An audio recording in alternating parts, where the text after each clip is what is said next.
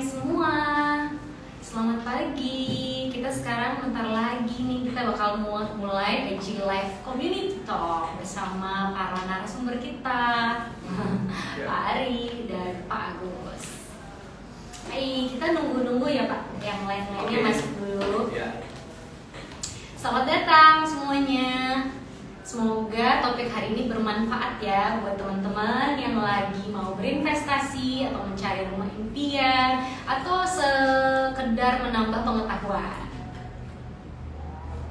Selamat datang.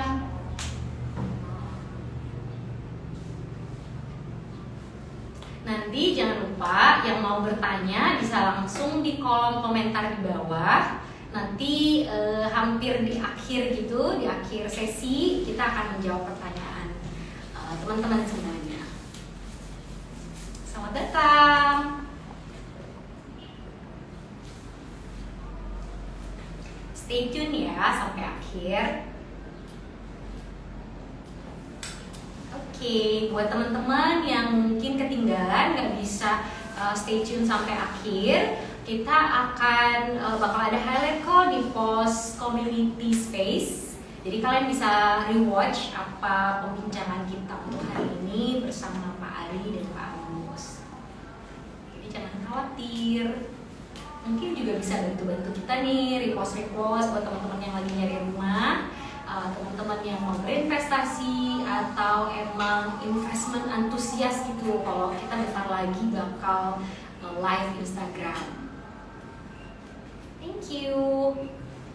Okay. Hello communities. Welcome to Community Talk bersama saya host Isabella Gosali. Program ini merupakan place to grow dan create, dan kita akan banyak sharing hal-hal yang bermanfaat bersama dengan pengalaman para narasumber kita, Pak Ari Hasan dan Pak Agus Wahyudi, terkait bagaimana menemukan rumah impian yang tentunya memiliki nilai investasi yang baik. Nah, bicara tentang rumah, ini kan salah satu keputusan besar ya dalam hidup seseorang dan pastinya kebutuhan utama, dan pastinya setiap orang punya rumah impian. Tapi kan untuk mencari rumah impian itu nggak mudah dan dengan bukan biaya kecil. Jadi dengan banyaknya instrumen properti di luar sana, jangan sampai salah pilih. Makanya hari ini karena topik ini selalu hot-hotnya di umur berapapun, di komunitas manapun, makanya kami mengundang langsung narasumber dari 31 Sudirman Suite untuk membantu kita berbagi sharing pengalaman dan tips tentang memilih rumah impian. Nah, sekarang host kita ini ada Pak Ari Hasan dan Pak Agus Wahyudi. Selamat datang, Pak. Ya, thank you, Ella. Ya, terima kasih buat waktunya karena mau datang ke community space ya di Kotak Building. Pasti sibuk banget tapi mau datang ke sini luar biasa. Iya. Nah, Pak Agus dengan Pak Ari ini adalah sales manager dari 31 Sudirman Suite Makassar. Dan kita kenalan-kenalan dulu nih ya, sama yang mana dulu nih? Pak Ari? Boleh. Boleh dijelaskan Pak Ari dari mana dan apa kegiatannya gitu di Makassar? Thank you, Ella. Jadi saya dari Surabaya ya. Jadi saya di Makassar sebagai sales manager di 31 Sudirman Suite. Kegiatan sehari-hari saya ya kita harus membuat apartemen kita laku ya, jual. Pasti. Bukan poin saya. Oke. Jadi memang kita fokus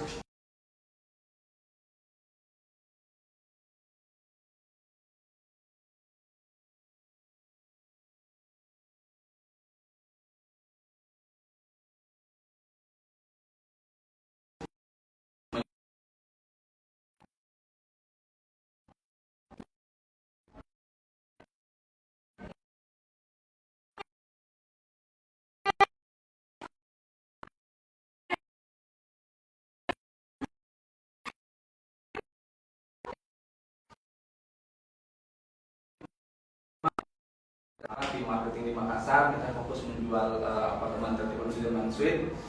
Ya saat ini sih so far kita cepat waktu ya dalam membangun, dan kita sudah topping off di November kemarin. Sekarang kita mulai finishing proyek kita di Makassar.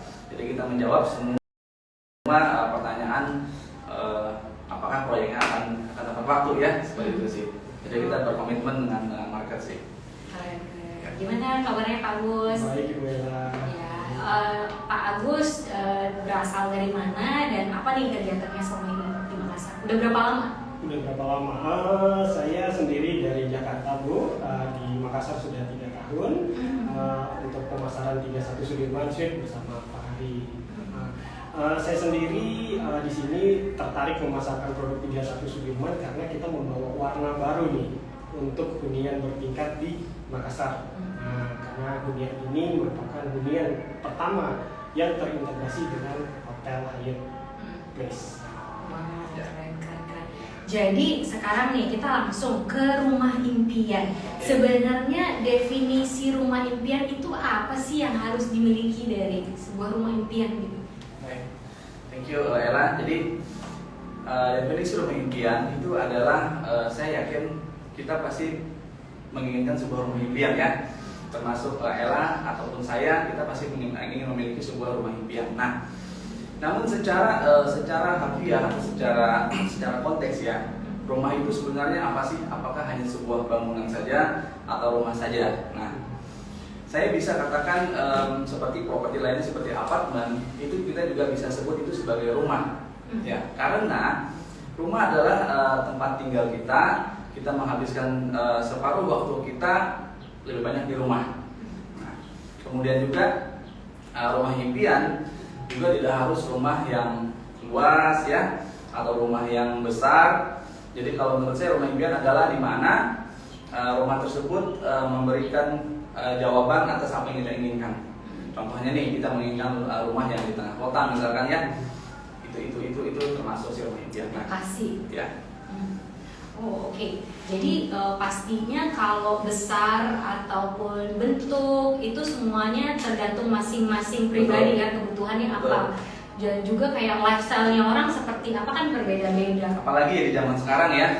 Jadi di era zaman sekarang, di zaman millennials ya, banyak sekali property development yang kita bisa sebagai opsi atau pilihan ya untuk berinvestasi properti.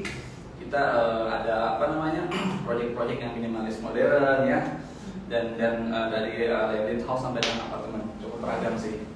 Oke. Emang banyak banget sih di sana instrumen-instrumen properti yang ditawarkan, dan apartemen itu juga salah satu dari kayak rumah gitu ya. Jadi memang tergantung masing-masing individu, misalnya lifestyle-nya apa, terus dia preferensinya kemana, apakah ke lokasi dan berapa anggota keluarganya, itu semua tergantung. Tapi apartemen sekarang udah senyaman kayak rumah ya, malah sebenarnya banyak kelebihan-kelebihan ya pasti ya. Betul. Nah, jadi kalau kita bahas soal rumah ya, jadi saya punya tagline menarik sih, ya. Jadi tagline saya, yang muda yang punya properti. Yang muda yang punya properti. Saya ingin sharing sedikit ya. Sekarang kita bersama Ella dan para milenial mungkin ada yang melihat ya cara kita. Jadi dulu saya cerita sebentar. Jadi dulu saya waktu saya kuliah ya, itu saya sudah bisa membeli rumah Ella. Jadi karena visi saya yang muda harus punya properti. Jadi saya ingin menularkan kepada generasi milenial ya. Jadi di saat kita kuliah aja saya bisa bekerja gitu tanpa orang tua ya. Jadi saya bisa beli rumah, itu merupakan kebanggaan buat saya pribadi sih. Jadi ya jangan takut untuk berinvestasi properti, semakin mudah semakin bagus. Keren. Baik, oke. Nah terus kalau kita melihat misalnya mencari rumah impian, kita kan pasti mau cari nilai investasi yang bagus. Nah boleh dong kayak kasih ini benar-benar hanya tips dan benar-benar persepsi dari kita, dan kita dikasih gitu dari narasumber kita yang berpengalaman. Sebenarnya kalau kita lihat apartemen dan rumah, sebenarnya ini yang mana sih yang lebih bagus untuk dijadikan properti? Perbedaan besarnya seperti apa, dan dari segi nilai investasinya dan sebagaimana gitu, bisa dijelaskan? Oke, baik. Kita kalau antara rumah dan apartemen ya. Nah, sebenarnya antara rumah dan apartemen itu memiliki karakter yang berbeda, ya. Dia memiliki strong point yang berbeda juga. Contohnya kalau kita bicara masalah rumah ya, rumah dia memiliki tanah sendiri, ya. Kita kapanpun, let's say bisa kita bangun ditambah lantainya segala macam ya. Kadang-kadang rumah kan di belakangnya kan ada tanah kosongan di dapurnya. Kita bisa buat bangunan, bahkan kita bisa buat 2 lantai rumah tersebut. Hanya kita mungkin ubah IMB-nya aja ya perizinannya. Nah, Berbeda dengan apartemen. Kalau apartemen kita tidak bisa rubah ya, karena dia hunian vertikal. Beda lagi kalau apartemen yang ukurannya luas ya, itu berbeda. Nah, kemudian untuk rumah yang harganya murah ya, itu cenderung jauh dari pusat kota. Biasa di pinggir-pinggiran kota. Untuk kita ingin rumah berada di pusat kota, harganya cenderung mahal. Nah, kalau apartemen harganya terjangkau, dia berada di pusat kota. Itu bedanya. Ya, dekat dengan kemana-mana ya, transportasi umum, berada di CBD, dekat dengan mall, perkantoran. Jadi itu yang membedakan. Jadi kita sebagai investor milenial harus cerdas ini melihat itu sih, tergantung kebutuhan kita. Kalau Ella tanya saya lebih suka apartemen. Kalau saya, karena saya sukanya yang praktis, ya kan. Saya tidak ribet lagi bersihin taman segala macam. Jadi karena saya merasakan tinggal di apartemen seperti apa. Jadi saya ke kantor juga dekat begitu sih. Kalau saya, jadi tergantung kebutuhan. Jadi emang strong point dari rumah dan apartemen itu selalu berada di lokasi strategis gitu ya. Betul. Jadi memang kalau kebutuhan dasar dari keluarga itu atau pribadi itu adalah lokasi yang strategis, kita harus memikirkan kayaknya apartemen salah satu pilihan kita kayak gitu ya. Nah, terus kalau dari segi investasi apartemen nih, gimana sih kayak kondisi market sekarang gitu untuk berinvestasi? Apa ini waktu yang tepat? Baik, nah kalau untuk bicara kondisi market ya, kita ini kan berbeda-beda ya tiap kota ya. Jakarta sama Surabaya juga pasti berbeda kondisi marketnya. Apalagi kita bicara tentang Makassar, ya khususnya. Nah, ada beberapa poin sih yang kita bisa lihat apakah kondisi market properti ini bagus ya. Yang pertama kita mungkin bisa lihat dari tingkat hunian hotelnya, okupansi hotel itu bisa juga. Kemudian yang kedua kita dari inflasinya, yang ketiga juga dari tingkat ekonomi, keempat juga ada jumlah penduduknya. Jadi banyak faktor yang mempengaruhi ya. Kemudian kalau kita ingin berinvestasi apakah tepat di Makassar gitu ya? Iya. Nah, kalau kita bicara Makassar, dengan apa yang perlu diperhatikan kalau kita mau berinvestasi apartemen? Oke, baik. Nah, untuk di Makassar sendiri, Ella mungkin bisa melihat ya dalam beberapa tahun sebelumnya ya, Makassar sangat banyak pembangunan ya. Betul. Itu menandakan bahwa Makassar ini kota berkembang. Dan juga beberapa developer nasional mereka develop ke Makassar. Jadi itu menandakan bahwa Makassar adalah market yang cukup bagus ya Ella ya. Jadi itu satu.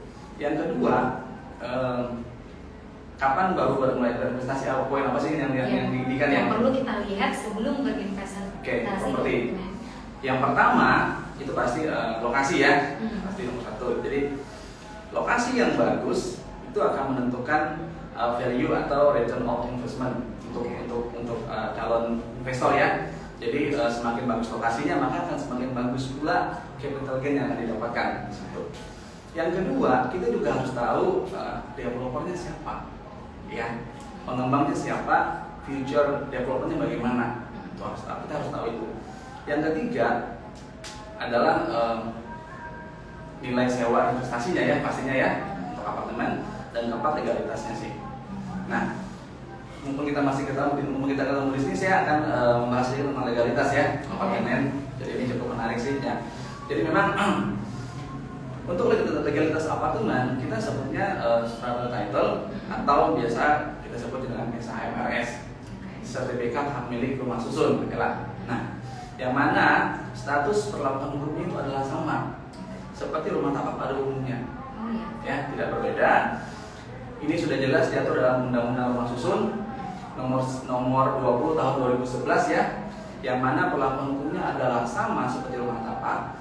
Ella bisa jaminkan ke bank untuk mendapatkan pinjaman, bahkan Ella juga bisa wariskan kepada ahli waris. Oke, ini baru nih, ini aku baru tahu.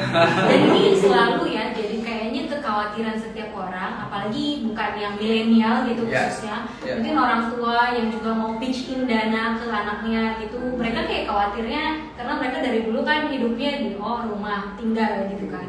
Tapi ternyata sekarang ada opsi-opsi lain gitu. Nah, saya menambahkan lagi ya. Jadi bukan hanya kita sebelum kita berinvestasi apartemen, kita juga harus memikirkan setelahnya mau ngapain. Nah, kadang-kadang orang kalau sudah beli apartemen, setelahnya after sales bingung. Apartemen saya kalau mau disewain kok lambat sekali ya. Iya kan? Seperti itu pertanyaannya. Jadi kok jarang aku orang ambil. Jadi saya kasih tips ya. Jadi memang saya kasih satu tips untuk bagaimana supaya apartemen kita cepat tersewa. Nah, jadi Anda investor harus menggunakan interior yang bagus. Ya, kenapa? Karena dari data yang saya terima, pengalaman ini berdasarkan pengalaman ya. Jadi 90% ya orang-orang itu mereka menggunakan interior itu bagus ya sudah, ala kadarnya. Kalau udah bagus ya sudah. Mereka tidak memikirkan yang lebih bagus lagi. Karena kalau kita bermain di interior yang bagus ya, itu hanya 10% dari 90% ya. Nah, jadi kalau kita mempunyai interior yang bagus, kita hanya bersaing dengan 10% saja. Bandingkan Ella berinvestasi dengan apartemen dengan ribuan unit, mau sewa itu susah banget. Siapa yang lebih stand out gitu? Ya, itu poinnya sih. That's good. Ya. Buat saya ini juga masukan yang bagus buat saya yang juga punya investment di tempat lain yang disewain, itu bagus banget emang. Karena emang udah saturated banget ceritanya marketnya. Jadi mau pilih yang mana ya gitu, pasti pilih yang lebih stand out. Oke, that's good. Jadi ngomongin tentang investasi properti sama Pak Agus nih. Ngomongin investasi di properti, seberapa cuan sih investasi properti itu, dan khususnya invest di apartemen itu seberapa cuan? Kita ngomongin cuan dulu ya gitu. Thank you Bu Ella. Kalau ngomongin tentang investasi properti seberapa cuan, saya boleh ajak Ibu Ella sedikit flashback waktu kita belajar di sekolah dasar tentang kebutuhan dasar manusia, ada primer, sekunder, dan tersier. Primer itu ada sandang, pangan, dan papan. Properti termasuk di papan, dan itu termasuk kebutuhan dasar. Jadi selama properti masih menjadi kebutuhan dasar manusia, itu merupakan investasi yang menarik dan cuan. Seperti halnya kalau kita punya bisnis kuliner yang sekarang menjamur, itu juga menjadi investasi yang menarik dan menguntungkan karena masih menjadi kebutuhan dasar manusia. Ya, betul. Yes, kalau khususnya apartemen, menariknya tadi sempat disampaikan oleh Pak Ari, apartemen umumnya dibangun di lokasi yang padat penduduk di tengah kota. Nah, itu menjadi kebutuhan dasar manusianya semakin banyak. Nah, itu dia. Jadi untuk menyewakan atau kenaikan harga akan jauh lebih mudah dibanding properti kita yang di pinggir kota atau yang agak jauh dari kota yang penduduknya lebih sedikit. Nah, seperti itu. Ya, keren.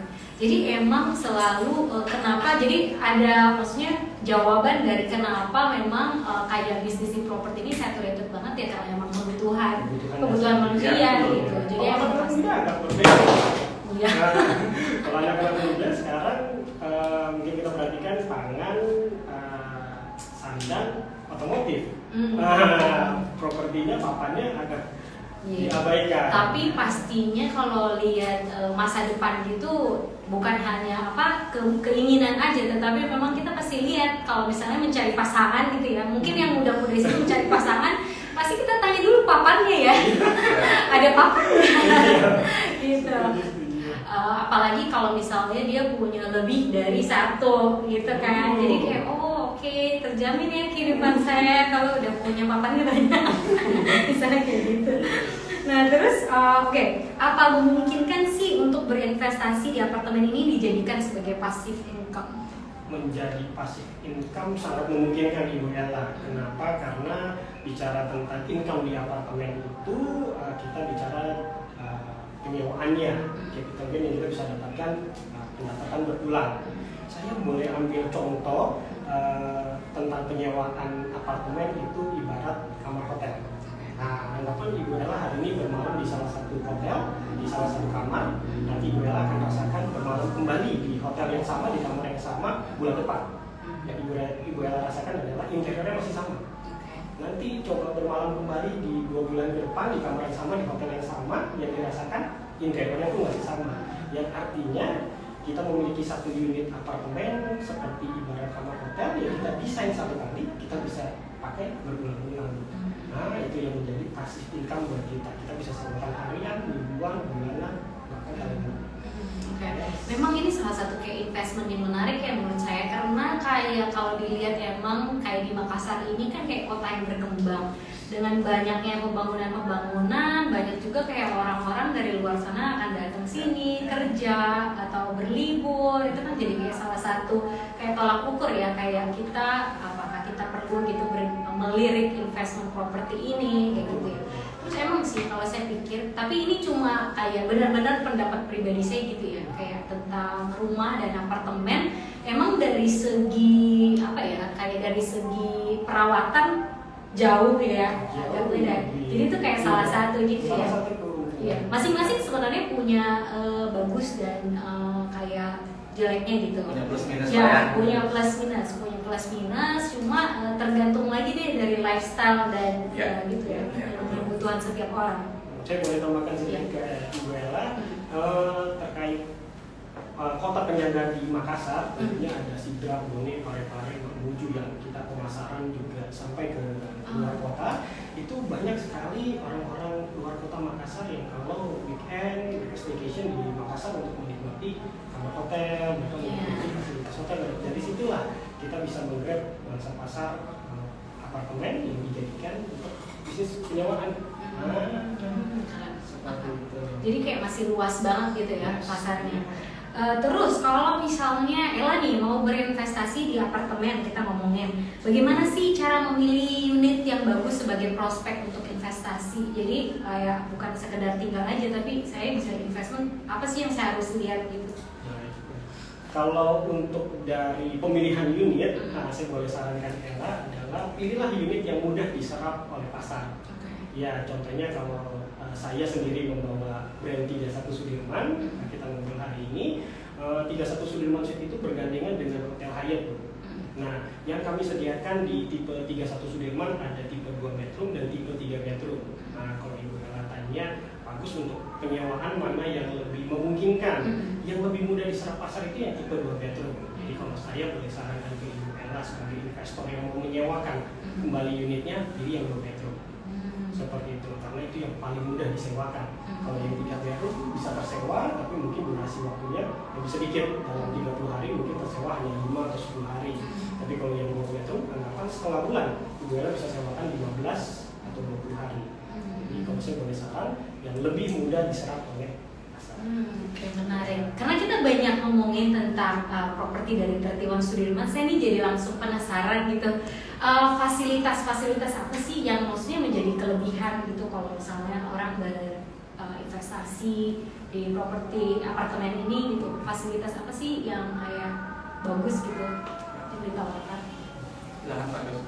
Kalau untuk fasilitas 31 Sudirman Suite sendiri, kami memang sangat membawa warna baru Bu, di tengah apartemen yang ada di Makassar saat ini. Kami membawa warna baru, yaitu apartemennya yang akan Ibu Ella miliki ini. Sebentar lagi nih kita bisa transaksi juga Bu. Sekarang bertanya terus ya. Yes, apartemen 31 Sudirman Suite yang akan Ibu Ella miliki ini bergandengan dengan Hotel Hyatt Place Bu. Jadi semua fasilitas hotel Ibu Ella bisa nikmatin. Contohnya Ibu Ella mau sarapan paginya di Hotel Hyatt Place, setiap hari sebagai pemilik apartemen bisa Bu, jadi tinggal bayar additional charge. Betul. Ibu Ella nggak mau bersihin unit di dalam, tinggal panggil housekeeping service yang ada di Hotel Hyatt Place, mereka bisa bantu bersihkan, tinggal bayar additional. Oh, jadi kayak semacam kayak service apartment ya? Service hotel yang kita sebagai pemilik apartemen bisa nikmati. Ada valet parking service juga, jadi Ibu Ella tidak perlu repot cari parkir, tinggal drop mobil di lobi, titik kunci mereka parkir kan. Benar-benar seperti tinggal di hotel tapi nggak perlu check out Bu, karena apartemennya sudah jadi hak milik Ibu. Dan sertifikat yang dari Pak Ari sampaikan, sertifikat hak milik startup itu.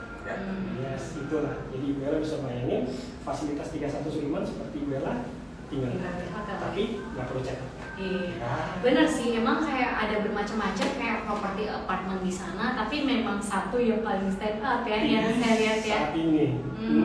Oke, menarik. Oke, jadi kita langsung nih, mungkin banyak yang tanya. Jadi apa sih advice terbaik yang bisa diberikan untuk orang yang sedang mau berinvestasi? Baik. Advice-nya tentu dari kami berdua. Boleh. Saya mulai. Untuk investasi di properti yang perlu Ibu Ella pertimbangkan adalah jangka waktunya.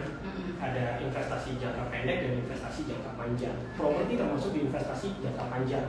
Ya, seberapa panjang? Pertama mulai dari progres pembangunannya.